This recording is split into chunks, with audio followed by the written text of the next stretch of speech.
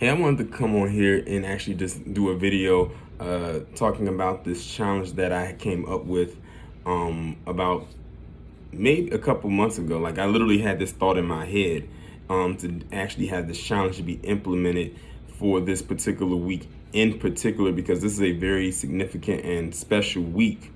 If you really know your history as a black person in this country, especially a black American. So today marks the 100-year anniversary of the tragic, unfortunate bombing and destruction of Black Wall Street in the Greenwood district of Tulsa, Oklahoma. Back in 1921, bombs were dropped, businesses were burned, several people were killed, murdered, probably raped, resources were stolen from that particular town where black people gathered together as a unit to form their own economy within America. And it's unfortunate because had that economy still been around to this day, who knows what kind of financial position we as black people could have been in America. As a matter of fact, I think the last survivor of Black Wall Street, she spoke a couple weeks ago in front of the government for the first, I believe for the first time, if I'm not mistaken. And just basically making her case. And they, for those that were listening up there, probably went in one ear and out the other, because I'm not going to really get into all that, because I really don't want to make it about that, even though it is kind of about that. But it's a challenge that I decided to put out there so people could actually help support black owned businesses as they stand today. So this week, I call it the Black Wall Street Challenge. And basically, all you have to do is really simple. Just go out this week, somehow, some way, and support at least one black-owned business. All I'm asking you to do is support at least one. You can support as many as you possibly want. There's so many black-owned businesses out there, whether they are brick and mortar businesses, and then, of course, there are several online businesses as well. And what I would like for you to do is, whenever you support that particular business, make sure that you give them some kind of promotion online, free promo, so you can help bring more eyes and clients, or whoever you want to call it, to their business and drive them toward their business. I have supported so many black owned businesses in the past, and still currently do to this day. The most recent one I did was Chef Daryl, who I ordered a bean pie from, because like I said, I've always wanted to try a bean pie before, and I definitely will be ordering another one again because it was so good. Like, that bean pie was gone in probably a couple days. That was an example. I also, through the company I train with, as far as working out, is also a black owned company, and the gym that I actually train inside of with that black owned company is also a black owned gym. I also just recently ordered the Buck Breaking DVD, which of course is spearheaded by Tariq Nasheed and his production company called King Flex. I ordered the DVD, like a physical copy, and I also rented the movie for 24 hours so I could watch it via streaming. So there's so many different ways that you can support black owned businesses. There's so many out there. It doesn't matter what the business is, just make sure you go out there and support. All I really do is do not ask that person or that business, whoever owns that business, for a hookup. Whatever their price is, that's the price. Do not try to go out and try to negotiate and everything like that, and get into an argument with them about the price. No. If you feel like you're not satisfied with whatever the price it may be, find another black owned business out there to support that meets your financial standards.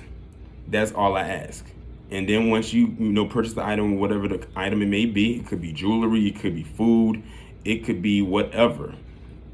Post it online, tag that business, give them free promo so people can come and support them. As a matter of fact, the woman who does my hair, shout out to T. She, of course, she's a black woman, and she works inside of a black owned hair salon that is actually owned by a man, and he owns several of them. So literally I do this supporting of black owned business thing. Like, I'm not new to this. And whenever I do support them, I don't negotiate their prices. If I feel like their prices may be out of my range, I just look, I just go on elsewhere. I don't say, well, why is it like this, or how much is this, and everything like that. No, just support who you can within your financial means. And all I'm asking you to do is support at least one business this week. You can support more than one, and just do it for this week. But preferably, I would like for you to go beyond this week. But this week in particular is a very special week because of what happened this week 100 years ago and how much it affected Black people's economy as it stands right now in America. So that's pretty much it. Yeah, and also with doing this challenge this week, if you do not know too much about Black Wall Street, I would highly suggest that you do a lot of research, because it's not even a little bit of research. Do a lot of research, and what you'll find is not only was Black Wall Street in Tulsa, Oklahoma affected by what happened, but there were other little mini Black Wall Streets that popped up before it. But this one right here was the major one, because this one actually had bombs be dropped. As a matter of fact, I think that song by the Gap Band, "You Dropped a Bomb on Me," I believe, if I'm not mistaken, was about what occurred in the Greenwood district back in 1921. I'm not sure if it is or if it isn't, because I saw somewhere where Charlie Wilson kind of debunked that rumor, but I'm not entirely sure, because some people said that it is. I'm not sure, but that's what I've heard over the years. So with this challenge, and with you supporting Black-owned businesses, make sure that you also do some research about Black Wall Street if you're not too familiar. They actually finally, of course, if you watch the show Watchmen, the one season show Watchmen on HBO, they actually dedicated the first episode of that show to Black Wall Street, which is, in my opinion, I think the first time in media or in television that I actually see that actually occur. And it was crazy because I didn't know what was going on in the episode. And I was like, what just happened? They were in a movie theater and they got bombed. And when they came out and I saw a bunch of Black people running around scared and stuff, and bombs were being dropped from the air, I was like, oh, that was Black Wall Street. I said, I couldn't believe that they actually highlighted that in a mainstream show. And then it showed, of course, what happened when Black people actually got their reparations. And to see what happened when Black people get their reparations in that particular show shows you why who was scared in real life if Black people got their reparations like in hand, like now. But that's pretty much all I have to say about this.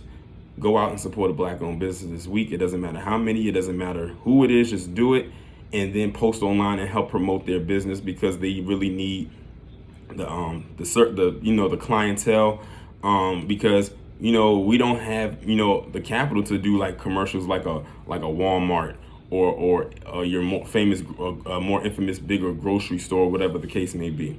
So definitely go ahead and do that. I don't know how far or wide this video is going to get, but I hope that it gets pretty far, so more eyes can get attracted to it, so they can know what the challenge is. It's not hard, it's not difficult, and yeah, and that's pretty much it.